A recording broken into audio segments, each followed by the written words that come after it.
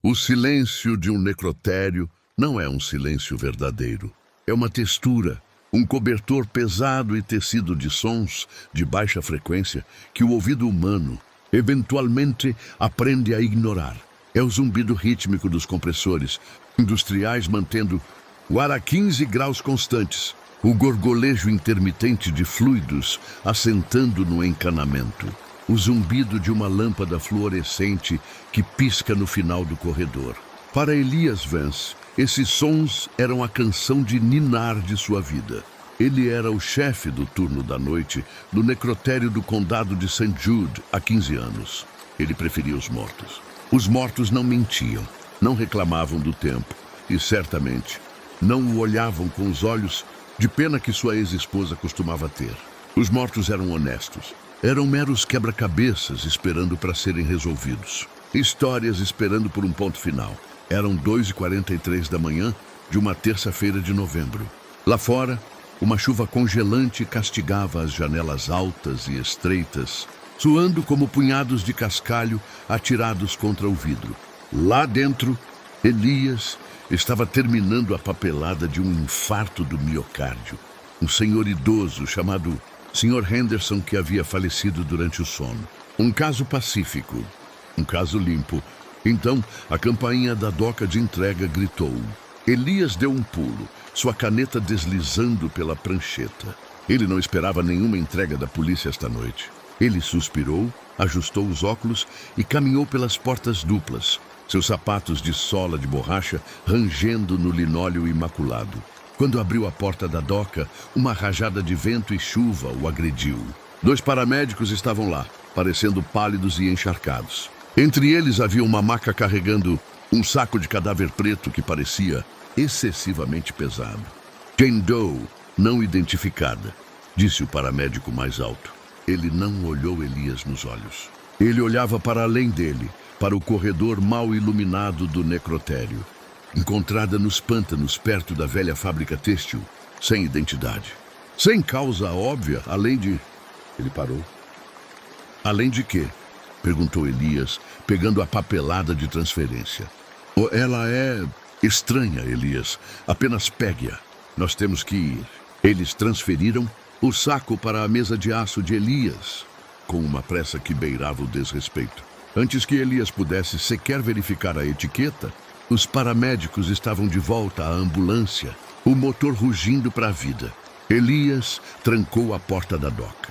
O silêncio retornou, mas parecia diferente agora, mais fino, quebradiço. Ele empurrou a maca para a sala de exames B, a sala de isolamento.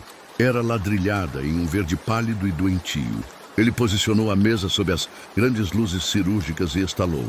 Um par de luvas de látex. O estalo ecoou alto demais. Certo, querida, murmurou Elias. Um hábito que desenvolveu para humanizar o trabalho. Vamos ver o que aconteceu com você. Ele puxou o zíper para baixo lentamente. O cheiro o atingiu primeiro. Não era o gosto metálico de sangue ou a doçura da decomposição.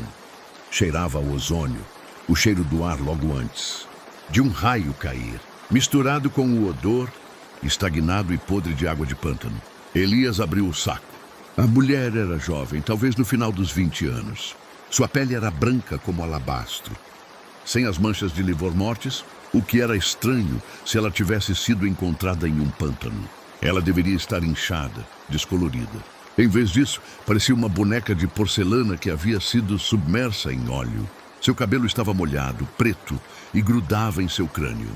Mas foram os olhos dela que fizeram Elias dar um passo para trás. Estavam bem abertos. As íris eram de um cinza leitoso e nublado, mas as pupilas estavam dilatadas ao máximo, ocupando quase todo o olho. E pareciam estar fixas em um ponto diretamente acima dela, em direção à luz cirúrgica. O rigor não se instalou, observou Elias, levantando o braço dela. Estava mole, caindo de volta na mesa de aço com um baque úmido. Mas você está fria como gelo. Ele se virou para sua bandeja de instrumentos, selecionando um bisturi. Precisava realizar um exame externo, preliminar antes de colocá-la na câmara. Fria para o patologista da manhã. Documentou uma pequena cicatriz em forma de estrela no ombro esquerdo. Notou a sujeira sob as unhas. Então as luzes piscaram. Elias parou. O gerador de emergência de St. Jude era confiável. Raramente falhava. O zumbido da luz acima se aprofundou para um rosnado baixo. Depois voltou ao normal num estalo. A tempestade está piorando, murmurou para si mesmo. Ele se virou de volta para o corpo. A cabeça da mulher estava virada. Elias congelou. Ele encarou o cadáver. Um momento atrás, ela estava olhando para o teto. Agora, sua cabeça estava inclinada 10 graus para a esquerda, encarando a bandeja de instrumentos. Encarando ele. Espasmos musculares, sussurrou Elias, sua frequência cardíaca subindo. Liberação de gases causando movimento. Biologia básica. Ele estendeu a mão para virar fisicamente a cabeça dela de volta para o centro. A pele dela parecia diferente agora, não apenas fria, mas densa, como tocar um saco de areia molhada em vez de carne humana. Ele aplicou pressão. O pescoço não se movia. Rigor! Elias franziu a testa. Estava flácido 10 segundos atrás. Ele empurrou com mais força. De repente, o pescoço voltou para o lugar com um estalo nauseante. Mas não o som de osso quebrando. Soou como madeira molhada se partindo. A cabeça dela tombou de volta para o centro. Elias recuou, limpando as mãos enluvadas no avental. Ele precisava de um café. Estava cansado. Estava imaginando coisas. Ele virou as costas para a mesa para caminhar em direção à pia. Plaf! O som foi distinto. Carne molhada batendo em metal. Elias girou. A mulher estava sentada. Ela não estava sentada como uma pessoa à corda do sono. Ela estava dobrada na cintura, o tronco perfeitamente perpendicular às pernas, os braços ainda estendidos ao lado do corpo. Era um movimento mecânico, impossível, desafiando o centro de gravidade. Elias não conseguia respirar. Sua mente racional, a mente da ciência e da anatomia, gritava que aquilo era impossível. Um cadáver podia se contrair, podia gemer enquanto o ar escapava dos pulmões. Ele não se sentava. A cabeça da mulher girou lentamente em direção a ele. O movimento era irregular, como um filme em stop motion. Seu maxilar estava frouxo, mas aquelas pupilas enormes e negras fixaram-se em Elias. Corro! Grasnou Elias, recuando até que suas costas bateram nos armários. Segurança! Mas a sala era à prova de som. A boca da mulher não se moveu, mas um som começou a emanar dela. Não era uma voz. Era o som do pântano, o gotejar da água, o coachar dos sapos, o farfalhar dos juncos, tudo sobreposto, ficando cada vez mais alto, vindo de sua garganta aberta. Então, ela deslizou para fora da mesa. Ela não usou as mãos. Ela simplesmente tombou para frente, seus pés batendo no chão com um tapa pesado. Ela ficou lá, nua, tremendo violentamente, água empoçando ao redor de seus pés.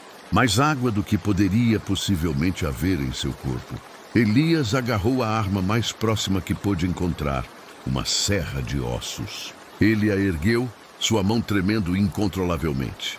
Fique para trás, ele avisou, sua voz falhando. Eu tenho uma arma. A entidade inclinou a cabeça. Os sons do pântano pararam abruptamente. Elias, disse ela. A voz era a dele. Era uma gravação perfeita de sua voz, da maneira como ele havia falado com os paramédicos 10 minutos atrás. Vamos ver o que aconteceu com você. Mas se que este personagem, o que é você? Elias chorou. A coisa deu um passo. Suas articulações estalaram audivelmente. Estava aprendendo a andar, ajustando a maquinaria desconhecida do esqueleto humano. Deu outro passo, mais rápido desta vez. Elias correu para a porta. Ele jogou o corpo contra a barra de pânico, mas a porta não se moveu. Estava trancada por fora. Aquilo era impossível. As portas não trancavam por fora. Ele se virou. A mulher estava a 1 metro de distância. De perto ele viu a verdade. A pele em seu peito era translúcida. Abaixo da caixa torácica não havia pulmões, nem coração. Havia apenas água escura e rodopiante e ervas daninhas emaranhadas, movendo-se dentro dela como uma tempestade contida. Ela não era uma mulher. Ela era um recipiente. Ela estendeu a mão.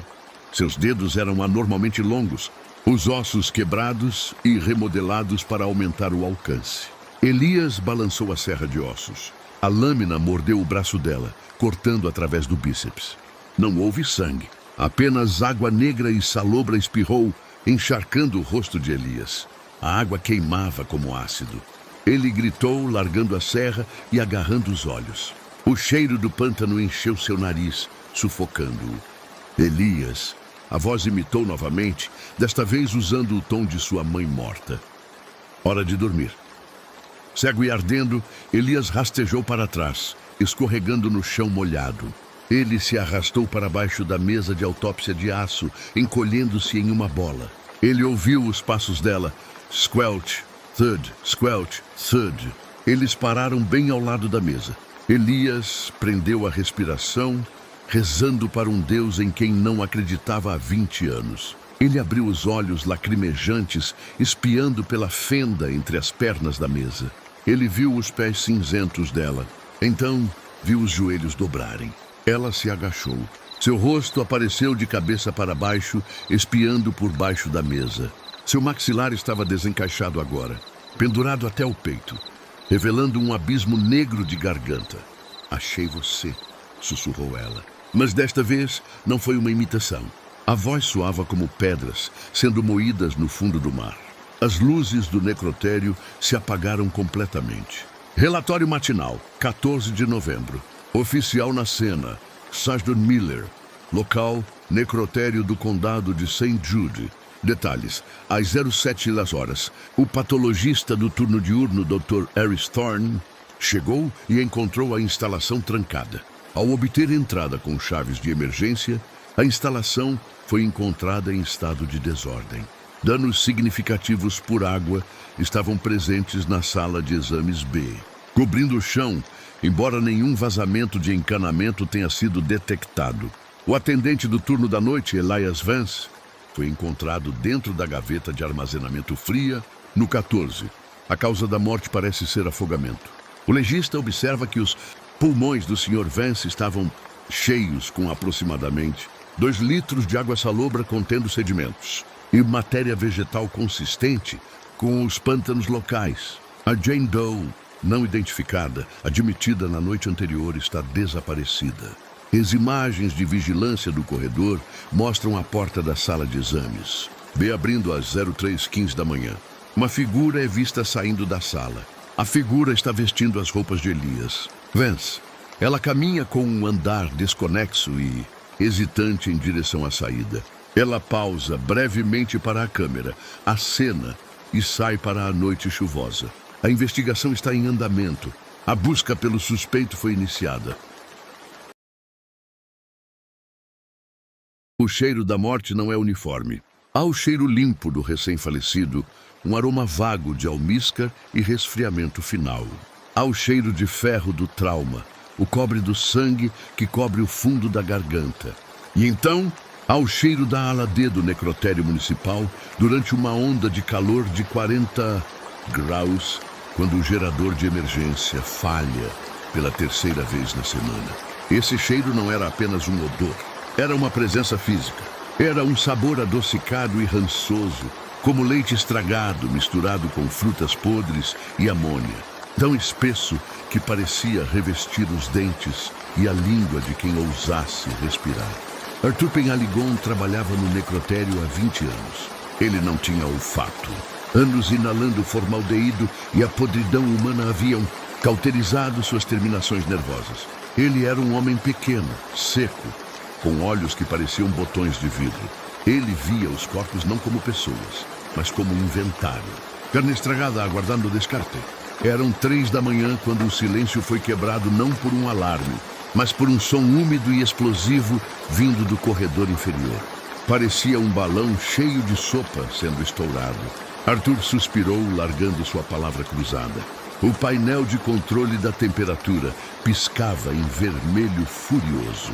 A ala D, o setor de transbordo para os indigentes, os John Does encontrados dias depois em apartamentos abafados, os casos que ninguém queria reclamar, estava a 25 graus Celsius há 4 horas. Ele pegou sua lanterna pesada e o molho de chaves. O elevador estava fora de serviço, então ele desceu as escadas de concreto. A cada degrau, o ar ficava mais pesado, úmido e quente. Quando ele abriu a pesada porta de metal da ala D, o fedor o atingiu com a força física de um soco. Mesmo sem olfato, seus olhos lacrimejaram instantaneamente, queimados pelos gases de decomposição concentrados. O zumbido das moscas era ensurdecedor. Uma nuvem negra e vibrante, pairando sobre as 30 gavetas de aço inoxidável. O chão estava escorregadio. Arthur apontou a lanterna para baixo. Um líquido escuro, viscoso, parecido com melaço, estava vazando das frestas das gavetas inferiores, formando poças oleosas que refletiam o feixe de luz. O chorume humano. Uma maldita prefeitura, resmungou Arthur. Suas botas de borracha fazendo um som de sucção, schlock, schlock, enquanto ele caminhava pelo corredor imundo. Corta o orçamento e eu que limpo a sopa. Ele precisava abrir algumas gavetas para aliviar a pressão dos gases, antes que mais corpos estourassem. Ele se aproximou da gaveta 12. O ocupante era um homem obeso encontrado em uma banheira de hidromassagem, 3 dias após a morte. Um caso de sopa, como chamavam. Arthur destravou a alça. A gaveta estava emperrada, a pressão interna empurrando o metal para fora. Ele puxou com força. A gaveta deslizou para fora com um guincho metálico, seguido por uma exalação nauseabunda de gás metano e sulfeto de hidrogênio. O que estava na bandeja de metal não era mais um homem. O calor havia acelerado a putrefação a um nível inimaginável. A pele, marmorizada em tons de verde-oliva, preto e roxo, havia se separado da derme, deslizando como uma luva molhada. O abdômen estava distendido a ponto de rasgar, uma montanha tensa e brilhante de carne gaseificada. O rosto era uma máscara irreconhecível, os lábios inchados e voltados para fora, a língua negra protuberante entre dentes amarelos. Mas o pior eram os olhos. A pressão interna os havia empurrado para fora das órbitas, 2 esferas turvas e gelatinosas penduradas, por nervos ópticos esticados sobre as bochechas liquefeitas. Arthur sentiu uma pontada de algo que não sentia há décadas. Nojo. Ele foi empurrar a gaveta de volta, mas ela não se mexeu. Ele olhou mais de perto. Algo estava bloqueando o mecanismo. Ele se inclinou, apontando a lanterna para a parte de trás da gaveta. Havia dedos lá. Não os dedos do cadáver da gaveta 12. Eram dedos vindos da gaveta de cima. A número 11. Eles haviam derretido através da fina barreira de metal, corroído que separava os compartimentos, gotejando como cera quente para a gaveta de baixo e se fundindo com a carne do ombro do homem obeso. Arthur recuou. Isso não era apenas decomposição, era fusão.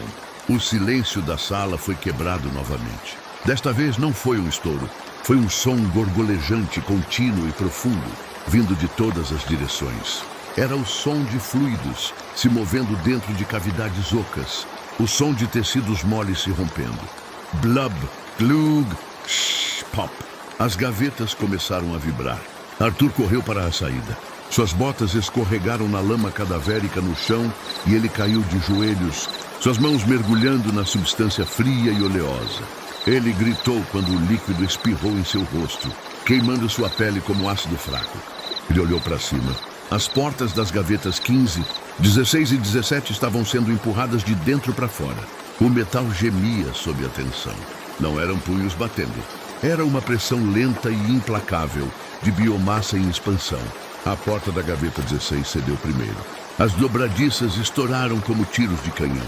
Arthur esperava que um corpo caísse. Em vez disso, o que saiu foi uma torrente. Uma avalanche semissólida de carne cinzenta, entranhas liquefeitas e ossos soltos, jorrou da abertura, espalhando-se pelo chão como um deslizamento de terra. No meio daquela massa disforme, Arthur viu rostos. 3 deles fundidos em uma única massa de tecido, bocas abertas em um grito silencioso e cheio de lodo, olhos leitosos, olhando para o nada. Braços que não pertenciam a torsos se agitavam espasmodicamente na lama, dedos sem unhas arranhando o azulejo. A ala D não estava cheia de indivíduos mortos. O calor havia transformado a sala em um estômago gigante, digerindo seus ocupantes e fundindo-os em uma única colmeia de carne podre e faminta. A massa no chão começou a se mover em direção a Arthur. Não caminhava. Ela fluía, uma onda de maré de putrefação, arrastando ossos e dentes em seu rastro. O som que fazia era um chiado úmido de 1000 gases escapando de 1000 orifícios. Arthur tentou se levantar, mas suas botas não tinham tração no lodo. A massa o alcançou. Ela não tinha mãos para agarrá-lo, mas tinha peso e viscosidade. A onda de carne o cobriu quente e úmida, cheirando a essência destilada de cada pesadelo que ele já teve. Ele sentiu a substância entrar em suas roupas, queimando sua pele. A biologia agressiva da decomposição começando a trabalhar em sua carne viva. Ele tentou gritar, mas a massa fluiu para dentro de sua boca. Tinha o gosto de cobre velho, bilis e a doçura doentia da morte. Ele engasgou, seus pulmões se enchendo não de ar, mas do líquido espesso de estranhos dissolvidos. Sua visão escureceu enquanto a pressão esmagadora da colmeia de carne o envolvia completamente. Ele sentiu sua própria pele começar a amolecer, a perder a coesão sob o ataque químico e bacteriano, enquanto sua consciência se desvanecia, afogada na escuridão pútrida. Arthur percebeu com um último horror que ele não estava morrendo sozinho. Ele podia sentir as outras mentes dentro da massa, fragmentadas, insanas, gritando em um coro estático de agonia eterna. Ele não estava apenas morrendo, ele estava sendo absorvido. Ele estava se tornando parte do inventário. O gerador finalmente voltou a funcionar com um rugido distante. As luzes fluorescentes piscaram, iluminando a ala D. O silêncio voltou, quebrado apenas pelo zumbido das moscas e pelo som suave e úmido da nova. E ligeiramente maior, poça de carne se acomodando no chão do necrotério. Se estiver gostando, curta e se inscreva no canal. A primeira coisa que voltou não foi a visão, mas o frio. Um frio absoluto, penetrante, que parecia irradiar do núcleo dos ossos de Samuel para fora. Ele tentou respirar fundo, mas o comando do seu cérebro não chegou aos pulmões. Seu diafragma permaneceu imóvel. Ele tentou abrir os olhos. As pálpebras pareciam coladas, pesadas como chumbo. Onde estou? O acidente de carro, a luz forte. O pânico começou a borbulhar em sua mente, uma gota de ácido em um lago estagnado. Ele estava consciente. Ele sabia quem era. Mas seu corpo era uma gaiola de carne inerte, desconectada do motorista. Então veio o som. Zip.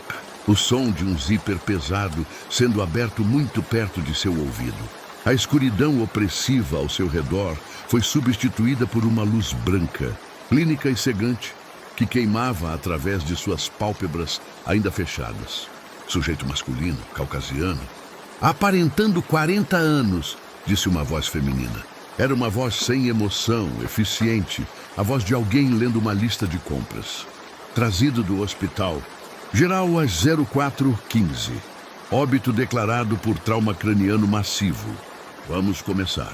Não, Samuel gritou dentro de sua própria cabeça. O grito foi um trovão silencioso, reverberando apenas em sua consciência presa. Eu estou vivo. Eu estou ouvindo você. Ele sentiu mãos enluvadas em látex tocarem sua pele nua. O toque era impessoal, firme. Ele foi rolado para o lado com uma facilidade humilhante. Algo gelado e duro foi pressionado contra suas costas. Aço inoxidável. Ele estava em uma mesa de necrotério. O terror se transformou em uma agonia psíquica pura. Ele concentrou cada neurônio, cada grama de vontade que lhe restava, em mover apenas uma coisa. Um dedo, uma pálpebra, um espasmo. Por favor, Deus, mova qualquer coisa. Nada. A desconexão era total. Ele estava trancado. Uma síndrome de encarceramento perfeita, talvez induzida pelo trauma, talvez por um erro na medicação do hospital. Não importava o porquê. Importava o agora. O rigor mortis é mínimo nas extremidades, observou a doutora Evelyn Reed, flexionando o braço de Samuel. Ele sentiu o estiramento dos tendões, a dor fantasma na articulação do ombro deslocado no acidente. A lividez está fixa nas costas. Ele ouviu o som de metal tilintando contra metal. Instrumentos sendo organizados em uma bandeja. O som era agudo, preciso e aterrorizante. Iniciando o exame externo, as mãos dela percorreram seu corpo, medindo, apalpando. Ela abriu as pálpebras dele com o polegar e o indicador.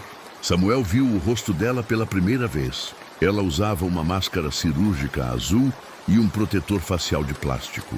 Seus olhos eram cinzentos, inteligentes e completamente vazios de empatia. Ela olhou diretamente para as pupilas dilatadas de Samuel e ele gritou mentalmente para ela com toda a força de sua alma. Me vê, olha para mim, eu estou aqui dentro. Pupilas fixas e dilatadas, disse ela monótona, deixando as pálpebras se fecharem novamente. Hemorragia subconjuntival no olho direito. Ela se afastou. Ele ouviu o som de água correndo, uma mangueira sendo preparada. A água gelada atingiu seu peito. Não foi um banho suave. Foi um jato de alta pressão projetado para limpar sangue seco e detritos da estrada. A água entrava em seu nariz e boca, e o instinto primitivo de tossir, de engasgar, rasgava sua mente, mas sua garganta permaneceu inerte. Ele estava se afogando em uma mesa de aço, enquanto estava perfeitamente morto. Limpeza concluída. Preparando para a incisão primária. O silêncio que se seguiu durou apenas 3 segundos, mas pareceu uma eternidade para Samuel. Ele sabia o que viria a seguir. Ele tinha visto em filmes o corte em Eagle. Ele sentiu a ponta fria do bisturi tocar a pele logo abaixo de sua clavícula direita. Por favor, não. Por favor. A Dr. Reed aplicou pressão. A dor não foi nada como Samuel imaginara. Não foi um corte de papel. Foi uma linha de fogo branco e lancinante que atravessou seu peito. Ele sentiu a pele se separar, a camada de gordura amarela sendo dividida, o tecido muscular sendo cortado. O bisturi desceu em uma linha reta e brutal até o centro do externo. Depois fez o mesmo do lado esquerdo. E finalmente desceu pelo abdômen até o osso púbico. A agonia era tão intensa que sua mente começou a se fragmentar. Ele não conseguia desmaiar. A adrenalina inundava um sistema que não podia responder a ela. Ele sentia o ar frio da sala tocando o tecido subcutâneo exposto. Uma sensação que nenhum ser humano vivo deveria experimentar. O tecido adiposo normal. Musculatura peitoral rebatida. Ela narrava para o gravador. Ele sentiu as mãos dela dentro dele agora. Não mais na pele, mas sob ela. Separando as camadas de carne do osso, puxando a pele do peito para trás, como se estivesse abrindo um casaco pesado. Samuel estava além do medo agora. Ele existia apenas em um universo feito de dor cirúrgica. A caixa torácica está intacta, apesar do trauma relatado. Vamos precisar da serra Striker para acessar a cavidade torácica. O som que se seguiu foi o zumbido agudo e vibrante de uma serra elétrica óssea. Um som de canteiro de obras, não de um hospital. A serra tocou suas costelas. A vibração sacudiu todo o seu esqueleto. Não era apenas dor. Era uma violação da integridade estrutural de seu ser. Ele sentiu e ouviu os dentes da serra mastigando o osso vivo. A poeira óssea úmida e quente voando. A serra cortou a cartilagem do externo com um craque úmido e doentio. Uma costela. 2 costelas. O externo. A doutora Reed largou a serra e pegou o plastron. A placa frontal da caixa torácica de Samuel, agora cerrada e solta. Ela puxou com força. Houve o som de tecidos conjuntivos se rompendo. E então a pressão em seu peito desapareceu de repente, substituída por uma exposição horrível. Seu coração e pulmões estavam nus para o ar-condicionado do necrotério. Cavidade torácica aberta. Nenhuma acumulação significativa de fluido. O pericárdio parece intacto. Ela pegou um bisturi menor. Samuel sentiu o corte no saco pericárdico, a membrana que envolvia seu coração. E então, ele sentiu a mão enluvada e fria dela envolver o próprio órgão, seu coração. O centro de sua vida, agora segurado na mão de uma estranha, como uma fruta no supermercado. Em um último e desesperado espasmo de terror, o nó sinoatrial de Samuel, o marcapasso natural do coração, disparou. Uma última carga elétrica desordenada. O coração, na mão da doutora Reed, deu uma contração violenta e espasmódica. Um batimento. A doutora Reed parou.